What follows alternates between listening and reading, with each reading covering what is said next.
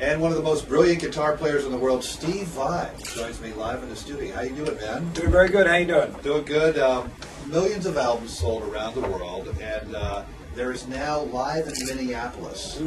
And this is called Where the Wild Things Are. It's a concert film on DVD, a Blu-ray, and CD. And this is like 2 hours and 40 minutes of a live show of yours.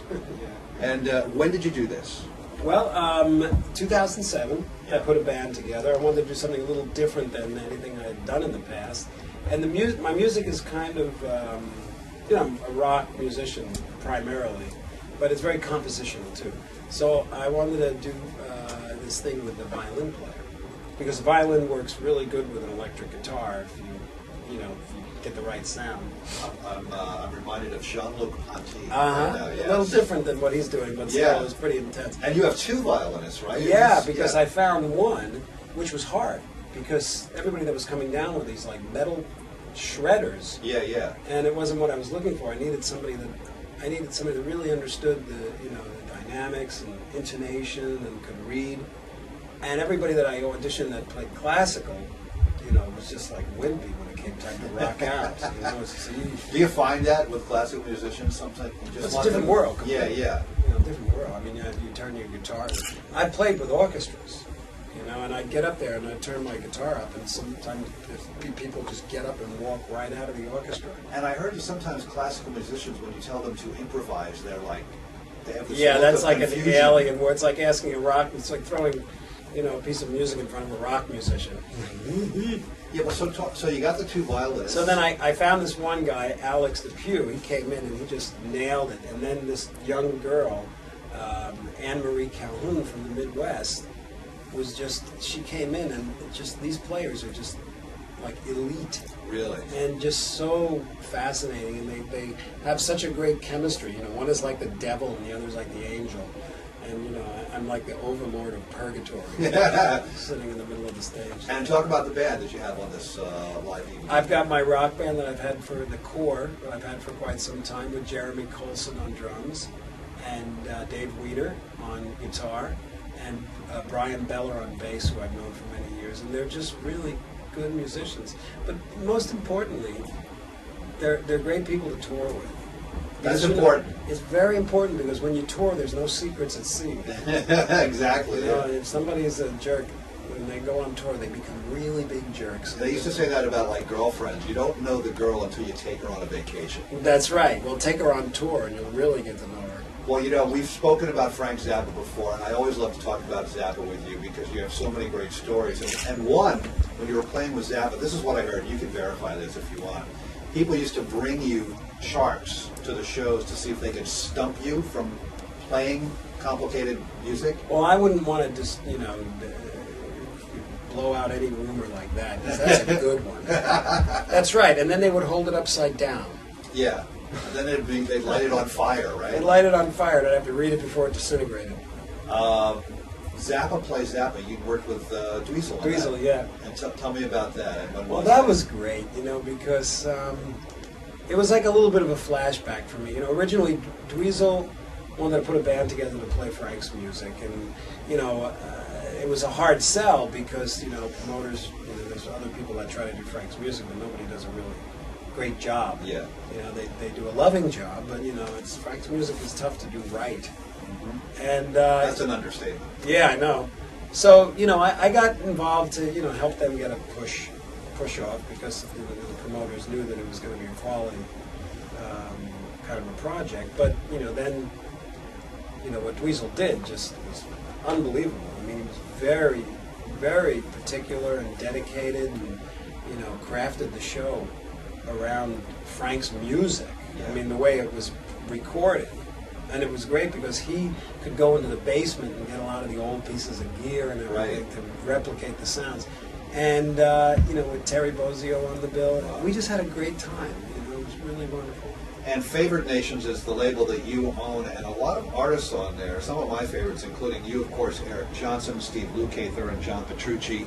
Tell us what's going on with Favored Nations these days. You got some new artists, some cool artists? Well, right now, it's funny because I've had the label for like 10 or 12 years. Yeah. And, with the way the music industry just went poof. Yeah. And so many labels, especially so many indies, just bid it. we're really fortunate because I never let the label get so big, and kept it very controllable. And with the onset of the digital generation, it's easy to make all that catalog of 80 albums or whatever we have available digitally. So then when it came time for me to release my stuff, which I've been a Sony artist for many years. Yeah. I held off on everything else and put a really good team together. Just washed out the old team and put a new fresh team together. And we're focusing very heavily on my product right now. Right, of course. But I kicked off this new division called Digital Nations, which is just digital releases around the world. Because you've got Favorite Nations acoustic too, and electric. We got acoustic and jazz and Favorite Nations cool and Favorite Nations acoustic, and some of the acoustic players are just best in the world. Tommy Emmanuel. Okay, yeah. Ever hear that stuff? Yeah. He's just, it was so great to be able to work with these players. And they're very niche marketing, but there's people that find that music vital. And I'm just so thrilled that I was able to, help them make their music available. And it's still great. Some of the new products I'm looking at are these new generations of guitar players that are just tearing it up. Yeah. I see these guys play, and it's like, what are they doing? And it's good. It's like an artist-friendly sort of label because you're an artist yourself, so it's probably good in that respect. Yeah, the way the deals are structured are different than any conventional. I know everything a lot. I know a lot about the music business, and the way that the way the deals are set up are completely contrary to conventional record deals. How about your good buddy Joe Satriani and G3? You can do another G3 tour? I certainly hope so. Was there one with you and Eric and Joe at one point? Yeah. Sure, yeah. There was me and Eric and Joe, and then me and Eric and Petrucci and Yngwie, and he's done some without me too. Yeah. He's got great, I think Paul Gilbert and Petrucci, I think did one. So whenever he's available to do it, and then whoever else is, he chooses that's available. How about the Steve Vai Masterclass? Tell me about that, man. That sounds amazing. Well, I'm so lucky because I can do tour, record, but every now and then I can just come up with something and go and do it. And I always like teaching. I've been touring and in the business for like 31 years. And, when I look back at my career, there's a lot of pivotal moments, and moments of clarity where I saw, leaps and bounds. And when I talk to young musicians, the questions on their mind are, how do I make it in this business? How do I become an independent musician? How do I become a better player? How do I get closer to my instrument? Or, do I really even want to be a musician for my whole life, So I've had, a lot of great experience in all those things that you can't learn in books or read on the internet. So I almost feel it's like a responsibility to share these things. And it's really great because I love talking, as you can tell. And, I love sharing these things. And it's really nice to see that connection made where a kid, realizes he can do something and he gets it now. Because there's not really any schools or anything that teach this stuff. Yeah, that's from somebody who, like yourself, who's that experienced in sort of the business and the creative side as well. Yeah, I don't just sit there and teach guitar exercises and scales and music theory. You can learn that stuff anywhere. I take a more esoteric, left of center approach, and they really like it. So if people want to take the Steve Vai Masterclass, it's like on the Vai.com website or something? No, it's just something I decided to do to kind of like split up the tour. Yeah, yes.